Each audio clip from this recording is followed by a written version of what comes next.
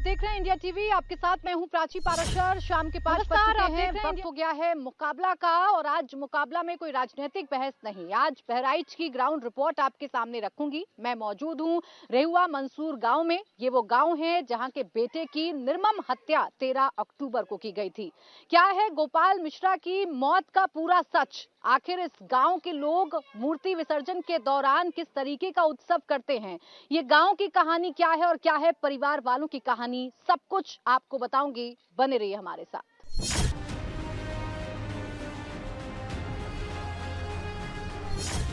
13 अक्टूबर को दुर्गा मूर्ति विसर्जन के दौरान जो कुछ हुआ, उसने पूरे देश को या पूरे उत्तर प्रदेश को सकते मिला दिया। दुर्गा मूर्ति विसर्जन के दौरान हुए संघर्ष का असर सबसे ज्यादा अगर कहीं पर पड़ा है तो इस गांव रहुआ मंसूरपुर में है, जहां के एक शख्स की इस जुलूस के दौरान हत्या कर दी गई। रामगोपाल मिश्रा की हत्या के बाद अब लगातार इस पर सियासत भी हो रही है, तो परिवार वाले इंसाफ की मांग कर रहे हैं। कल मुख्यमंत्री योगी आदित्यनाथ से पूरा परिवार मिलकर आया है। सीएम ने क्या आश्वासन दिया है, परिवार अभी आगे क्या करने वाला है, रामगोपाल मिश्रा की हत्या कैसे हुई, ये सब कुछ जानने के लिए हम उनके गांव में इस वक्त मौजूद हैं। और मैं आज आपको दिखाने की कोशिश करूंगी कि रामगोपाल मिश्रा जिनकी हत्या जुलूस के दौरान कर दी गई, वो चेहरा जिसके इर्द गिर्द बहराइच के इस पूरे के पूरे सांप्रदायिक तनाव की जो स्टोरी है वो घूम रही है, वो चेहरा इस गांव का रहने वाला है। कहां पर रहता था, परिवार वाले क्या कर रहे हैं, ये आइए मैं आपको बताती हूँ। देखिए, इस गांव में घुसने के बाद जब आप इस गली में आइएगा तो आपको यहाँ पर ये एक झोपड़ी नजर आएगी। छोटी सी आपको ये झोपड़ी या छप्पर आप कह लीजिए, ये आपको नजर आएगा। एक छोटा सा गेट है, आप इससे आगे बढ़ेंगे तो आपको यहाँ पर ये टीन पड़ी हुई है, छप्पर से इस घर को सहारा दिया गया है। इससे थोड़ा सा आगे आप बढ़ेंगे, यहाँ पर बात करने के बाद पता चला कि यही वो जगह है, ये छोटा सा छप्पर आप कह सकते हैं, इसको झोपड़ी आप कह सकते हैं, जहाँ पर राम गोपाल मिश्रा रहा करता था, अपनी पत्नी के साथ रहा करते थे। और उनकी हत्या जो है वो 13 अक्टूबर को दुर्गा मूर्ति विसर्जन के दौरान हुई है। ये देखिए, ये छोटा सा छप्पर है, आप सीधे इसमें खड़े भी नहीं हो सकते हैं। अगर आपको यहाँ खड़े होना है तो आपको झुककर खड़े होना होगा।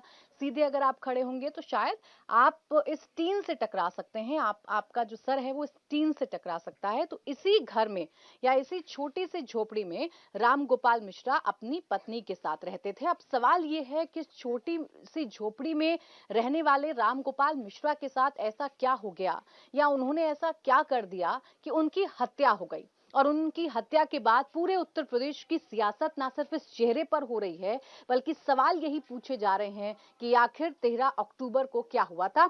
एक बार फिर से आप देख लीजिए, देखिए छोटी सी यहाँ पर एक दीवार है, ये टीन यहाँ पर पड़ी हुई है, घर का जो सामान है वो रखा हुआ है। इसी जगह पर रहना है, इसी जगह पर सोना है, इसी जगह पर आप कह सकते हैं कि खाना जो है वो बन रहा है। देखिए, अभी जो जरूरत का सामान है यहाँ रखा हुआ फिलहाल नजर आ रहा है। रामगोपाल मिश्रा की बात पूरा परिवार अभी इकट्ठा है, उनसे भी बात करेंगे, उनसे भी जानेंगे। लेकिन देखिए, आप जैसे ही इस झोपड़ी से थोड़ा आगे निकलते हैं तो यहाँ आपको ये चूल्हा मिट्टी का जो है वो यहाँ पर आपको बना हुआ नजर आ जाएगा। यानी यहाँ पर खाना बनता होगा उनके घर पर, और यहीं पर छोटी सी झोपड़ी है जहां रामगोपाल मिश्रा अपनी पत्नी के साथ रहते थे, जिनकी 13 अक्टूबर को हत्या हो गई। मुख्यमंत्री से पीड़ित परिवार मिल चुका है। पीड़ित परिवार का रोष, पीड़ित परिवार का गुस्सा, उनकी नाराजगी या उनकी मांगे आप लगातार सुन रहे हैं। अब आइए, परिवार के कुछ सदस्य हमारे साथ हैं, उनसे बात करते हैं, उनसे जानते हैं कि रामगोपाल मिश्रा के साथ हुआ क्या था। आपका नाम क्या है? प्रीति मिश्रा। आप रिश्ते में क्या लगती हैं? बहन। बहन लगती है। आपको कब पता चला कि आपके भाई के साथ कोई हादसा हो गया है या उनकी हत्या कर दी गई है? आपको क्या बताया गया था? हमको बताया गया था, वहाँ से लड़के फ़ोन किए कि मतलब गोपाल को अंदर खींच के गोली मार रहे हैं। तभी यहाँ से सब लोग गए तो वहाँ वो मतलब फिर पुलिस वाले जो थे वो मतलब डंडे चार्ज कर रहे थे उल्टा, उधर से पथराव भी हो रहा था और मिट्टी को उठाने नहीं दे रहे थे। फिर किसी तरीके से ज़बरदस्ती मतलब निकाले, फिर वहाँ से कोई साधन भी नहीं मिला, गाड़ी से लेके बहराइच तक गए। तो हम ये चाहते हैं कि उनको सज़ा होनी चाहिए, इनकाउंटर खाली। एनकाउंटर की? हाँ जी जी, वो उनका घर गिराना चाहिए बस, घर गिरा। बस यही चाहते हैं। अच्छा, आप अपने भाई के बारे में अगर आप बताएं, इस छोटी सी जगह पर रामगोपाल रहा करते थे, क्या काम वो करते थे?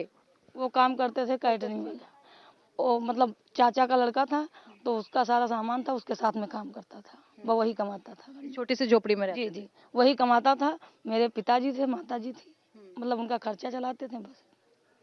अच्छा, शादी भी अभी जल्दी में ही हुई है? हाँ, जल्दी में हुई, 3 महीने हुए हैं। 3 महीने हुए जी। हैं शादी को। अच्छा, रामगोपाल इससे पहले कभी ऐसी घटनाओं में शामिल रहा हो, या ऐसे कभी जुलूस में इस तरीके की ये घटनाएं हमेशा हुई हो? जाते थे, हर साल जाते थे, हर साल जाते थे।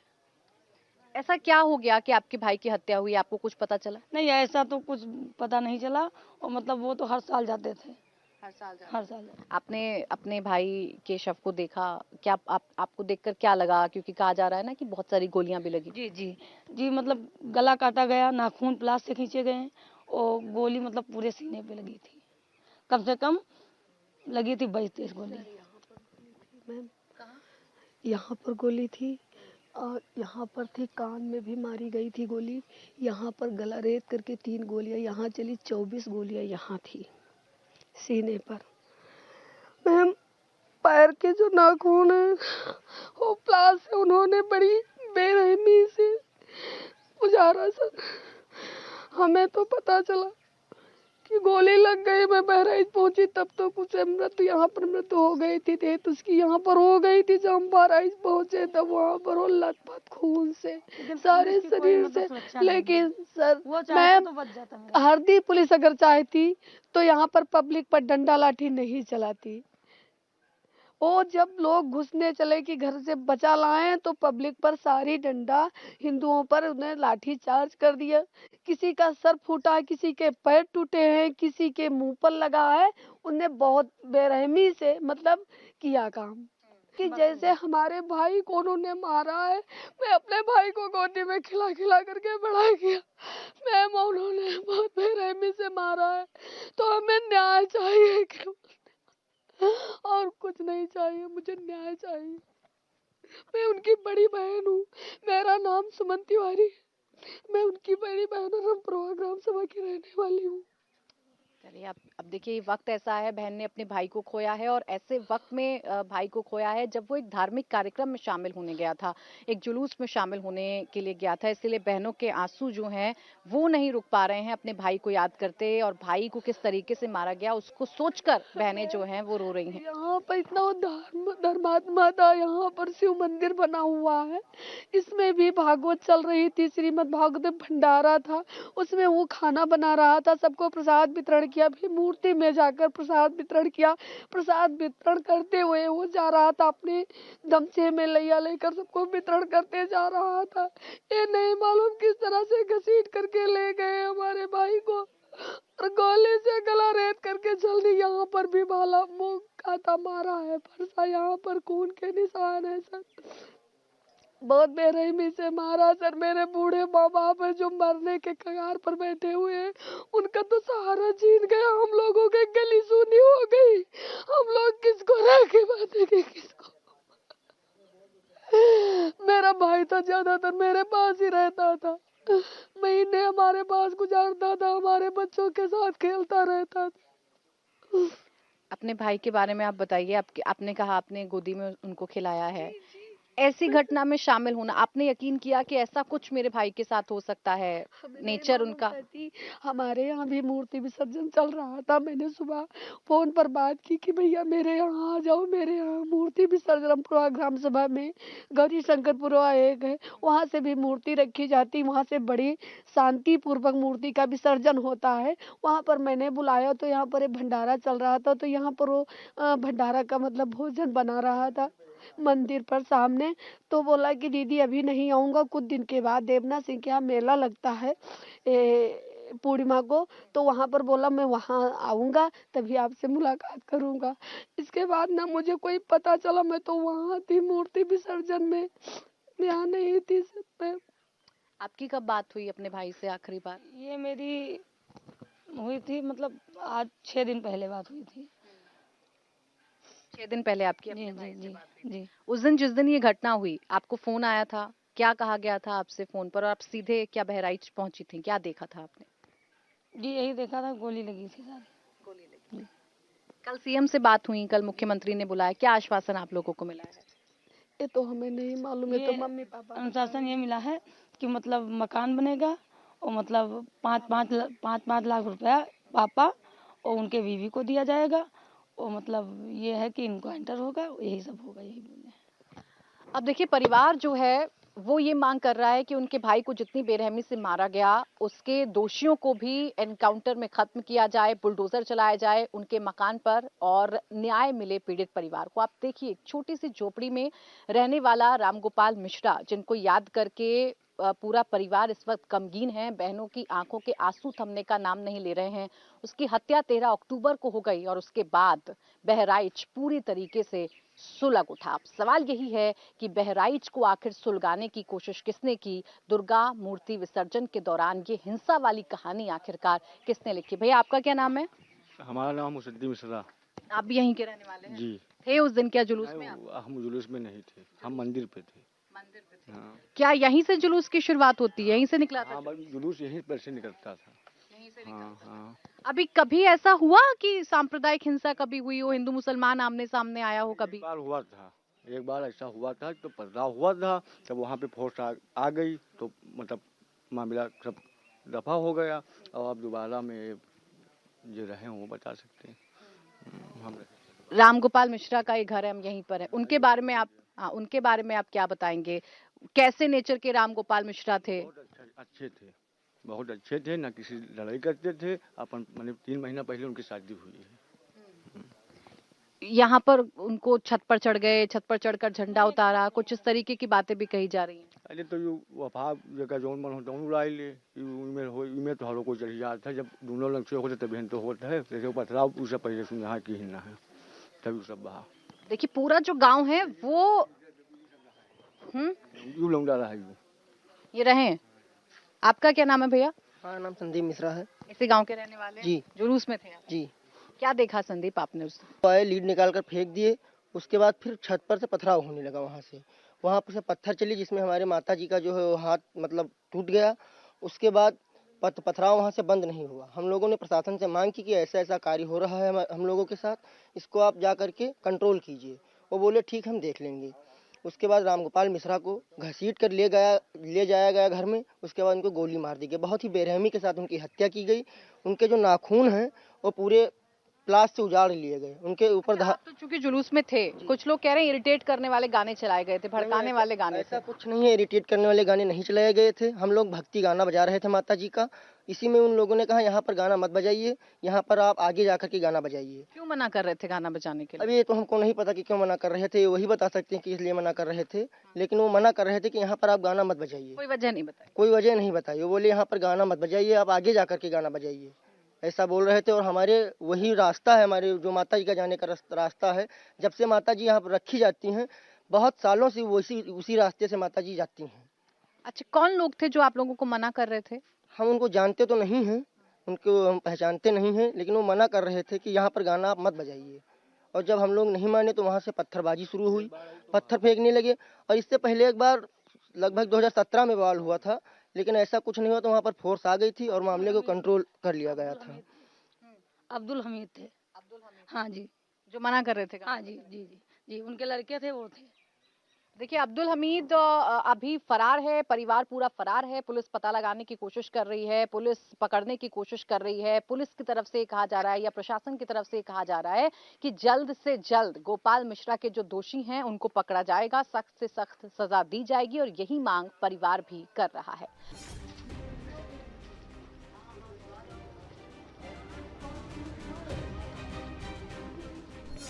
ये वो पूरा एरिया है, माताजी का स्थान यहाँ पर है। ये माताजी का स्थान है, यहीं पर माँ दुर्गा का पूरा पंडाल सजता है और यहीं से शुरुआत होती है जुलूस की और फिर पूरे गांव को पार करते हुए ये जुलूस महाराजगंज की तरफ आगे बढ़ता है, उस जगह की तरफ बढ़ता है जहां पर ये पूरा विवाद हुआ था। एक बार आप ये पूरा एरिया देख लीजिए, पूरा गांव आप देख लीजिए। गांव यहाँ पर आप ये कह सकते हैं, देखिए गुलाल अभी भी यहाँ पर आपको नजर आ रहा होगा, गुलाल की मौजूदगी अभी भी आपको नजर आ रही होगी, जो इस बात की तरफ इशारा कर रहा है कि एक बड़ा यहाँ पर पंडाल लगाया जाता है, दुर्गा मूर्ति यहाँ पर स्थापित की जाती है नवरात्र में, और फिर उसके बाद दुर्गा मूर्ति का विसर्जन किया जाता है। अब देखिए कार्यक्रम धार्मिक है, यहाँ व्यवस्थाएं पूरी धार्मिक की गई हैं, लेकिन उस धार्मिक कार्यक्रम में आखिर ये खून का रंग किसने घोल दिया, ये सांप्रदायिकता का रंग किसने घोल दिया, ये अगर कोई बता पाएगा तो इस गांव के रहने वाले लोग बता पाएंगे, जो जुलूस को लेकर आगे बढ़ रहे थे, जो जुलूस को लेकर आप ये कह सकते हैं कि महाराजगंज की तरफ जा रहे थे, उस जगह पर जा रहे थे जहां पर दुर्गा मूर्ति का विसर्जन होना है। भैया इस गांव के रहने वाले हैं आप? कॉलोनी पर रहते हम लोग। क्या नाम है आपका? मुंशी लाल। थे आप जुलूस में उस दिन? हाँ रहने साहब ऐसा हुआ, हम गेनारन देवरापुर तक गए हम। अच्छा, ये पटवा। अच्छा, हाँ। ये जुलूस कितने किलोमीटर तक जाता है विसर्जन के लिए? ये बहन जी जात है हियाँ से, जैसे झुंडका बोली खरचाहा चौराहा, और खरचाहा चौराहा से सीधे ये महाराजगंज होते हुए निकला था बस गौरिया घाट। हाँ। कितने किलोमीटर की दूरी होगी तकरीबन? अब बताओ भैया। हाँ हाँ हाँ 10-12 किलोमीटर। 10-12 किलोमीटर। हाँ। आप पैदल चलते हैं पूरे 10-12? इधर ही चला जाता था। हाँ। पैदल। क्या गाने अमूमन ऐसे जुलूस में आप लोग बजाते हैं, कौन से गाने बजाए जाते हैं डीजे पर? अब गाना साहब ऐसा है कि जैसे उस दिन हमारे माता जी के बाजत रहा है, अब जैसे जौन कुछ बाजा वो हम लोग तो थी रहन नहीं मौके से, हम लोग देवरायपुर तक यहाँ तक गए, पढ़े तक पाँव पकड़ के हम लोग लौट आए रहन। अब देखिए लोग यहाँ भी विश्वास नहीं कर पा रहे हैं कि ऐसी घटना भी हो सकती है। यहाँ पर लोगों से जब आप बात करेंगे तो ये कहेंगे कि पूरी प्लानिंग के तहत ये सब कुछ हुआ। छतों पर बॉटल कहाँ से आई, छतों पर पत्थर कहाँ से आए, ये सब कुछ बताना पड़ेगा। यहाँ के लोग ये कह रहे हैं कि इन सब बातों की जानकारी होनी चाहिए। उस वक्त विवाद ज्यादा नहीं था, डीजे को लेकर एक विवाद था, डीजे पर गाने बजाने को लेकर एक विवाद पैदा करने की कोशिश की गई।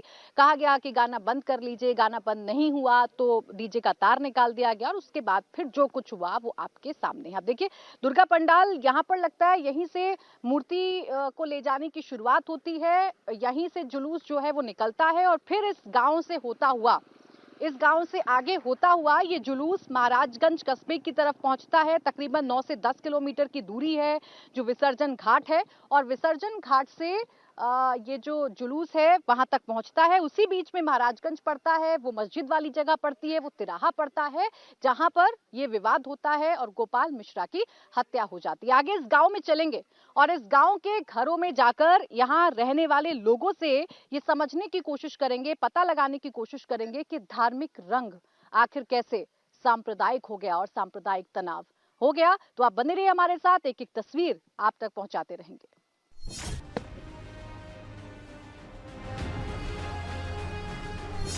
रेहुआ मंसूर गांव में जब हम घूम रहे हैं, वो रूट हम देख रहे हैं जहां से दुर्गा मूर्ति विसर्जन के लिए जुलूस निकलता है। जगह जगह पर इस गांव में रहने वाले जो लोग हैं वो बैठे हुए हैं, चर्चा इस घटना की हो रही है, क्योंकि ये जो घटना है ये ऐसी घटना है जिस पर विश्वास ही पूरा गांव नहीं कर पा रहा है। हर साल ऐसी ही जुलूस निकाला जाता है, लेकिन उस जुलूस के दौरान ऐसी हिंसा हो जाएगी शायद किसी ने सोचा नहीं था। तो ऐसे गाँव में लोग बैठकर इस घटना की भी चर्चा करते हैं। भैया इस घटना को लेकर क्या चर्चा हो रही है, नाम बताइए पहले अपना। हमारा नाम है छंगा गौतम। इसी गांव के रहने वाले हैं? यही हमारा घर है। यहीं से जुलूस हर साल निकलता है? यही से निकलता है। जुलूस के बारे में बताएंगे, कैसा होता है वो जुलूस, क्या डीजे बजते हैं, कितनी तेज बजते हैं? माता जी के गाने बजते हैं। ये जो आपके गांव के लड़के के साथ हुआ, उसकी हत्या हो गई, जुलूस के बाद इतना तनाव हो गया, आगजनी हो गई, उसके बारे में आप लोग क्या बात कर रहे हैं, क्या सोच रहे हैं? ऐसा कभी सोचा था कि ऐसा हो जाएगा? कभी नहीं सोचा था ऐसा। सब दिन लेकर के जाते थे वहाँ, कुछ नहीं हुआ था, लेकिन अब की ऐसा हुआ। ये क्या कैसे हुआ, आप लोगों को कुछ पता चला? आप जानते थे राम गोपाल मिश्रा को पहले से? हाँ जानते हैं, हमारे गांव में रहते हैं, जानते हैं। हिंदू मुसलमान हो जाएगा, दो पक्ष आमने सामने आ जाएंगे, इससे पहले भी तनाव होता है क्या दो समुदायों के बीच में? कुछ नहीं, तनाव पहले नहीं होता था। ऐसा हुआ कि वहाँ पे जो गए महाराजगंज में, और वहाँ जो है पहुँचे, और माता जी का गाना बज रहा था, उसी में जो कुछ बवाल हुआ, हम वहाँ तो गए नहीं। लेकिन जुलूस आपने यहाँ से निकलते हुए तो यहाँ से निकलता है जुलूस, हमारे से निकलता, मूर्ति यहाँ रखी जाती है। देखिए जुलूस यहाँ से निकलता है और मूर्ति विसर्जन के लिए यहीं से जाता है। पूरे धार्मिक रंग होते हैं और उस धार्मिक रंग में सांप्रदायिक रंग जो है वो कहीं ना कहीं घोल दिया गया। आप बताइए क्या नाम है आपका? नाम बता दें। फूलमती। ये घर आप ही का है? यहाँ से जुलूस निकलते हुए देखा है निकलता, हाँ देखा देखा देखा। नवरात्रि के मौसम, नवरात्रि का जब त्योहार होता है तो कैसा माहौल होता है यहाँ पर? हाँ माहौल ठीक अच्छा होता है। अब यही पर निकलता है और का। अच्छा, ये जुलूस आगे जाकर इसमें इतना कुछ हो जाएगा, आपके गांव के एक लड़के की हत्या हो जाएगी, ऐसा कभी सोचा था आपने? उम्मीद थी? नहीं सोचा, नहीं कबहू ना हुआ रहा। अब किन होगा, अब कौन उपाय, कोई हम सब तो गए नहीं। गांव वाले अब क्या सोच रहे हैं इस घटना को लेकर? इंसाफ की मांग तो पूरा गांव कर ही रहा है। अब घटना का जब मर गया तो उसके साथ तो कुछ होना चाहिए उनके पास, उनके सबके बाहर से, यानी जो दूसरा पक्ष है। हाँ। अच्छा, इस गांव में भी मुसलमान रहने वाले हैं, यहाँ पर भी मुस्लिम आबादी, कभी आपस में तनाव हुआ है हिंदू मुसलमानों के बीच में? कभी कोई लड़ाई झगड़ा? तो हिया नहीं हुआ है कोई बात। देखिए, इस गांव में भी हिंदू आबादी और मुस्लिम आबादी दोनों हैं, लेकिन कभी भी दोनों आबादी आमने सामने नहीं आई, कभी भी कोई तनाव नहीं हुआ। लेकिन महाराजगंज में जाके तनाव भी हो जाता है, रामगोपाल मिश्रा की हत्या भी हो जाती है, और इसीलिए यहाँ के लोगों के लिए विश्वास कर पाना थोड़ा मुश्किल हो रहा है कि आखिर इस सड़क से गुजरने वाला जुलूस, यहाँ से शुरुआत जिस जुलूस की होती है, ऐसा क्या बदल गया कि उस जुलूस में हत्या हो गई, मारपीट हो गई, पत्थरबाजी हो गई, और उसके बाद बहराइच सुलग उठा।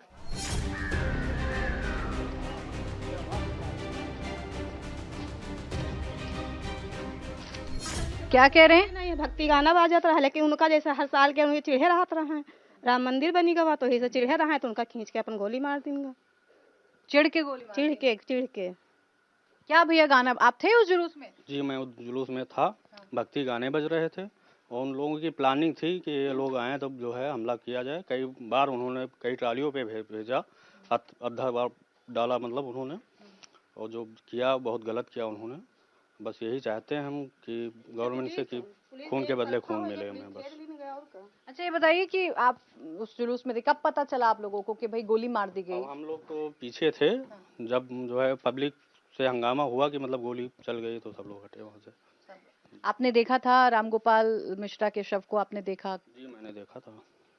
बताया जा रहा है कि बहुत सारी गोलियां लगी हैं चाकुओं से। जी, बहुत सारी गोलियां लगी हैं उसमें। जी। क्या देखा आपने, कहाँ कहाँ चोट देखी आपने? सीने पे गोलियों के निशान थे, और जो है ये नाखून पे थे जो उजाड़े थे प्लास से उन्होंने, और जो तलवार से वार किया था बांका से, तो बहुत दर्दनाक कहानी थी ये। देखा हमने, बहुत परेशान हो गए थे, पूरी पब्लिक परेशान है। बस यही गुजारिश है कि खून के बदले खून चाहिए हमको बस। पूरा गांव इस दुख की घड़ी में रामगोपाल मिश्रा के परिवार के साथ है, और पूरे गांव में आप किसी भी घर में घुसेंगे, हम पूरे गांव की रिपोर्ट आपको दिखा रहे हैं, पूरे गांव में क्या है वो हम आपको बता रहे हैं। और यहाँ पर लोग पुलिस से भी शिकायत कर रहे हैं, प्रशासन से भी शिकायत कर रहे हैं, और मांग सिर्फ और सिर्फ इंसाफ की है, क्योंकि वो दृश्य गांव वाले भूल नहीं पा रहे जो उन्होंने रामगोपाल मिश्रा के साथ होते हुए देखा। बर्बरता के साथ रामगोपाल मिश्रा की हत्या की गई है, और इसीलिए पूरा गांव सिर्फ इंसाफ मांग रहा है। गांव में घूमकर आप लोगों से ही हम बात कर रहे हैं और जान रहे हैं। क्या नाम है दादा आपका? नमस्ते। रमाशंकर तिवारी। अच्छा, रमाशंकर जी, आपने तो यहाँ कई जुलूस निकलते हुए देखे होंगे, पहले कितने सालों से निकल रहा है जुलूस आपके गाँव? अब हम अपनी उम्र से देख रहे हैं और बता रहे हैं लोग। फिर माता जी जब से स्थापित हुई हैं तब से तो निकल ही रहा है, कोई विवाद नहीं था। जुलूस में क्या क्या होता है? जुलूस में कुछ नहीं होता, बस धार्मिक बाजा बाजते हैं और कुछ नहीं होता। और कुछ नहीं। आप गए हैं ऐसे जुलूस में? उस दिन थे आप? उस दिन तो नहीं थे, वैसे गए तो हैं जुलूस में। हाँ। ये जो आपके गांव, आपने देखा रामगोपाल मिश्रा के शव को? आपने देखा जब वो गांव में आया? हाँ, जब गांव में आया पोस्टमार्टम से तब देखा। क्या देखा आपने? लोग कह रहे हैं बहुत बुरी तरीके से मारा। हाँ, उसके नाखून सब कुचले हुए थे और गोलियों के निशान थे, और सर पे कुछ धार की ऐसे हमने देखा। कहाँ कहाँ गोली के निशान देखे आपने? हमने तो पेट में देखे जो चीरा गया था, कुछ गर्दन में है और यहाँ भी है। क्यों ऐसे तमाम लोगों ने देखा, हमें देखा। इस हत्या के बाद आप लोगों में भी गुस्सा है बहुत। गुस्सा किस बात का? गुस्सा इस बात का कि अनावश्यक बिना मतलब कोई कारण नहीं था, यह साजिश है। और ये मुसलमानों, उनका भी जुलूस निकला था, हमेशा निकलता है, जो होता है निकला नहीं था। कितना बड़ा जुलूस निकला, सब लोग शरीक थे, कोई अप्रिय घटना नहीं हुआ। कोई कितना घिनौने बाजे बजाए उन लोगों ने, हम लोगों ने कोई आपत्ति नहीं की। ना उम्मीद थी कि लोग आपत्ति करेंगे, हम पर कोई ऐसा वार करेंगे या आपत्ति करेंगे, ऐसा हम लोगों को कोई उम्मीद ही नहीं था। उनके जुलूस में कैसे गाने बजे? उनके जुलूस में गाने बजे, उनके अल्लाह अकबर, नारे तकदीर यही सब करते थे। ज़्यादा हम समझ नहीं पाते, उर्दू था। जी। अब किसी ने कोई भड़काऊ गाना किसी के लिए नहीं बजाया? उधर से नहीं, वो अल्लाह अकबर और क्या मोहम्मद साहब ऐसे। आप लोग अपनी माता रानी के गाने बजाए? अपनी माता रानी के गाने बजाए। अब गांव वाले क्या मांग कर रहे हैं सरकार से, प्रशासन से? गुस्सा कर हमारी मांग यही है, गांव वालों की मांग, गांव वाले जने कि जो बर्बर उन्होंने किया है ये अगला नहीं होना चाहिए भविष्य में। प्रशासन से यही अनुरोध है कि कोई अगला गरीब का लड़का इस तरह, ये दरिंदे लोग जो हैं इनकी बड़े लोगों की साजिश है, इसमें यह अंजाम घटाया गया है। प्रॉपर सिटी में ऐसा कुछ नहीं था न है। रामगोपाल मिश्रा की पोस्टमार्टम रिपोर्ट में खुलासा हुआ है कि रामगोपाल मिश्रा की निर्मम तरीके से बेरहमी से हत्या की गई। कुल 22 गोलियां रामगोपाल मिश्रा को मारी गई हैं। परिवार वाले इंसाफ की मांग कर रहे हैं और मुख्यमंत्री से भी मुलाकात करके आ चुके हैं। रामगोपाल मिश्रा की हत्या कैसे हुई? हत्या के बाद सबसे पहले किसने रामगोपाल मिश्रा को देखा? कौन उन्हें बाहर निकाल के लाया? कैसे लोगों को पता चला? ये सवालों के जवाब जानने के लिए हम उनके गांव में मौजूद हैं। उनके परिवार वालों से हम लगातार बातचीत कर रहे हैं और हम उनके चचेरे भाई किशन मिश्रा से इस वक्त आपको मुखातिब करा रहे हैं। उनसे हम बात करेंगे। किशन जी, अगर मैं गलत नहीं हूं तो आप ही हैं जो अंदर गए थे और रामगोपाल मिश्रा को बाहर लेकर आए थे। आप बताएंगे उस शाम को क्या हुआ था? शाम लगभग 4 बजे हुए थे। हम लोग विसर्जन के लिए पहुंचे तो वहाँ पहले से शायद पथराव किया था उन्होंने। तो हम लोग जब पहुंचे तो पुलिस ने लाठीचार्ज कर दी थी, तो वहाँ भगदड़ मच गई, सब भागने लगे। उसी बीच रामगोपाल मिश्रा को खींचा गया अंदर।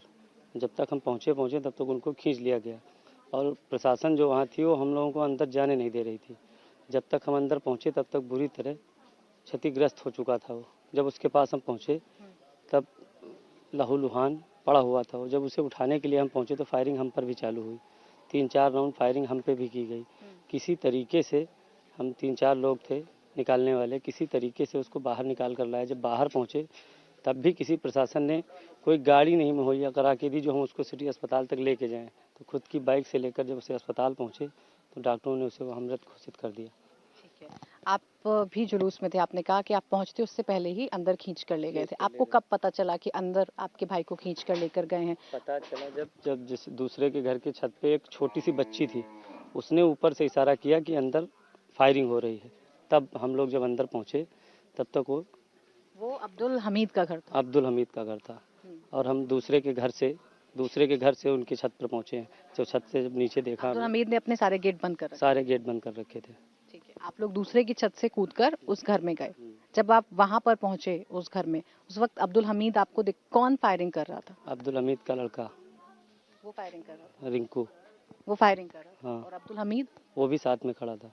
जब हम लोग वहाँ ऊपर पहुँचे हैं तो वहाँ फायरिंग बराबर वो फायरिंग हमारे ऊपर भी कर रहे थे। तो एक छोटा भाई था हमारा, उसने जब एक पत्थर मारा है, जब उनके हाथ से उनका असलाह गिरा है तब किसी तरह हम उसको निकाल पाए हैं बाहर, नहीं तो उन्होंने फायरिंग बंद नहीं की थी। कितने राउंड लगभग फायरिंग हुई होगी? अब वो तो पीएम में भी पोस्ट हुआ है कि 24 राउंड उसको लगी है। बाकी हम पे कितनी 22 छर्रे लगे। हाँ, बाकी हमें तो गिनती नहीं है कितनी हम पर हुई, पर लगी नहीं है एक भी। उनको चोट भी है ना, मारा गया है। सर पे भी चोट लगी है। हाँ, धारदार हथियार से भी हमला किया गया। उसके तो नाखून भी निकाले गए, बहुत बेरहमी से मारा गया है उसे। जब आप अंदर पहुंचे तो अब्दुल हमीद जो है और या उसका जो बेटा है वो मार रहे थे, पिटाई चल रही थी या धारदार हथियार से वार किया जा रहा था या दूर से खड़े होकर बंदूक चला रहे थे? जब हम पहुंचे तब वो क्षतिग्रस्त पड़ा हुआ था। उसकी बॉडी गायब करने का भी प्लान था उनका कि बॉडी भी ना मिले, जिससे कोई केस बने ही ना। अगर हम लोग ना पहुंचते तो शायद अगर 5 मिनट और लेट करते तो बॉडी भी नहीं मिलती।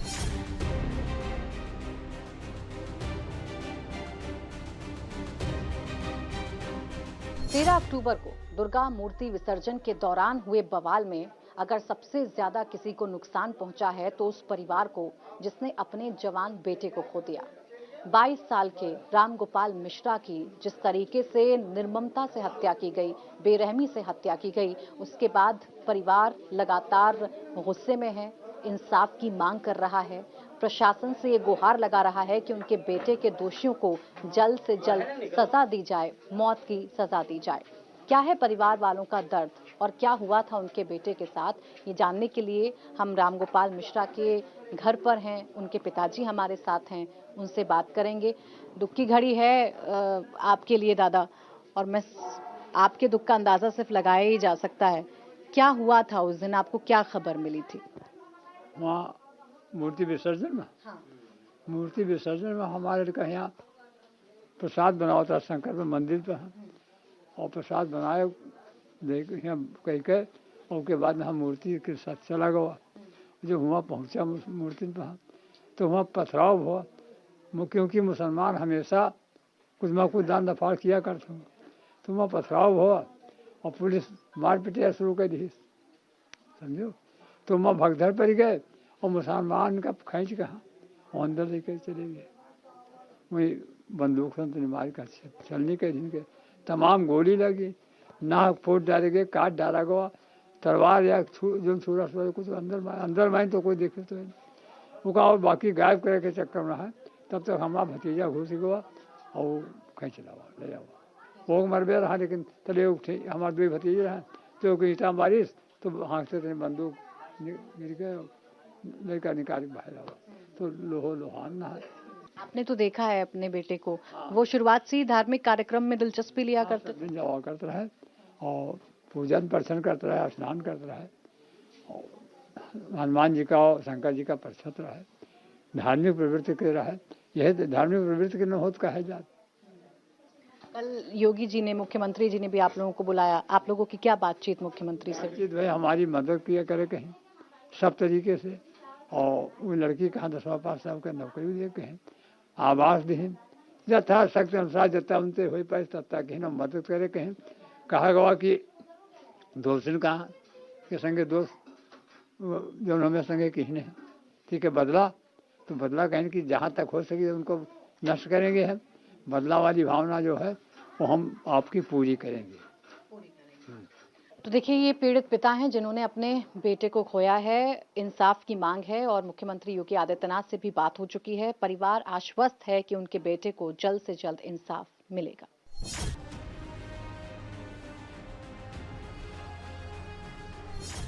दुर्गा मूर्ति विसर्जन के जुलूस में उपद्रव मचा और रामगोपाल मिश्रा की हत्या कर दी गई। उनके इस हत्या के बाद कई सवाल खड़े किए गए। उपद्रव हुआ, शांति भंग हुई, लेकिन वो परिवार जिसने अपना सब कुछ खो दिया, या वो पत्नी जिन्होंने अपने पति को खो दिया, उनकी हालत खराब है। वो परेशान हैं, गमगीन हैं, लेकिन अपने पति के लिए इंसाफ की मांग कर रही हैं।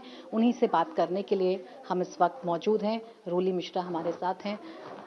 रोली, मुझे पता है बताना बहुत मुश्किल है, बार बार उसी चीज़ को दोहराना, लेकिन 13 अक्टूबर को आपके साथ क्या हुआ? आपको कैसे पता चला कि इतनी बड़ी घटना घट गई? हम अपने घर पे थे, वो भंडारा बना रहे थे। भंडारा बना के वो आए, कपड़े मांगे, यहीं से कपड़े उठा के वो रूम के अंदर भी नहीं आए, वहीं पे कपड़े ले लिए, वो चले गए। हमसे बोले तुम खाना खा लेना, हम खाना खा के आए, इतना बोल के वो चले गए थे। उसके बाद क्या हुआ हमें नहीं पता है। 6:30 बजे कॉल आई कि उनको गोली लग गई है। मैंने ये खबर सुनी तो मैंने अपने छोटे भाई को कॉल किया। मेरा छोटा भाई है, बड़ा भाई हमारा यहाँ पे नहीं था, दिल्ली में था। वो आया, हमें और हमारी जेठानी भाभी को लेके पहले यहाँ पास के हॉस्पिटल में गया, वहाँ पे पता किया तो वहाँ पे पता चला कि यहाँ पे लेके नहीं आए हैं। बहराइच गए, बहराइच में देखा कि वो एकदम से जा चुके थे। हमसे बात भी नहीं की और चले गए। बहुत बुरी तरीके से मारा गया था उन्हें, इतनी दर्दनाक मौत मिली थी, क्या बताएं। आपने जब पति को अपने देखा उस अवस्था में, आप लोगों की शिकायतें भी बहुत सारी हैं कि पुलिस ने आप लोगों का साथ उस वक्त नहीं दिया। साथ नहीं दिया हम लोगों का। अगर पुलिस ने आज साथ दिया होता तो शायद हमारे पति जिंदा होते, लेकिन पुलिस ने साथ नहीं दिया। अब आप लोगों की क्या मांग है?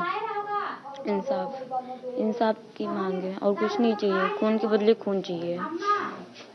कल मुख्यमंत्री से आप भी मिली थी, क्या बात मुख्यमंत्री से आपकी हुई? हमने बस उनसे इतना ही कहा कि हमें इंसाफ दिला दो, बस।